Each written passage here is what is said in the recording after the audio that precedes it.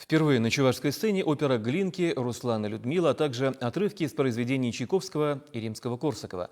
В Чувашском государственном театре оперы и балета открылся 60-й театральный сезон. Зрителям представили новый концертный проект «Вечер в опере».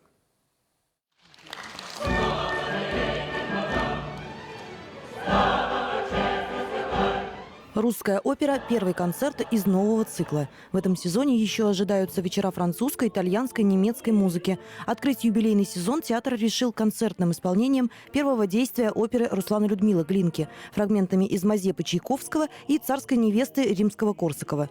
Впервые на сцене были представлены не только вокальные номера. Балетная труппа показала премьеру «Танцы волшебных дев» из Руслана и Людмилы в хореографии Данила Салимбаева.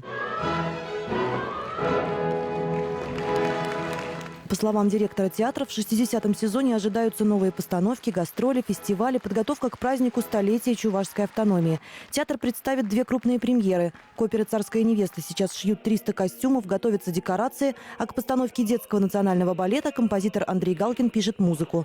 Но и на этом сюрпризы не заканчиваются. Мы хотим музыкальную комедию поставить, как раньше, лет 30 назад ставили такие музыкальные комедии. Там 8, 12, 15 человек там с участием, там разговорный жанр, песенный жанр, там как оперетта, как спектакль. Ну и, конечно же, для детей мы всегда стараемся что-то, старые программы восстанавливаем, старые спектакли восстанавливаем. Сейчас на Новый год, на днях это будет вопрос решаться, тоже новая постановка будет для детей. В театре в этом сезоне появились новые солисты. Это Алексей и Галина Петровы.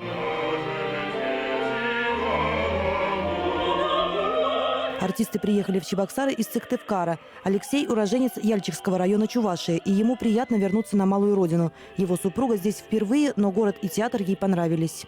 В октябре ближайший у меня спектакль будет «Борис Годунов», и я буду петь Бориса. А потом в ноябре в рамках фестиваля мы с женой оба будем петь «Царскую невесту». Да.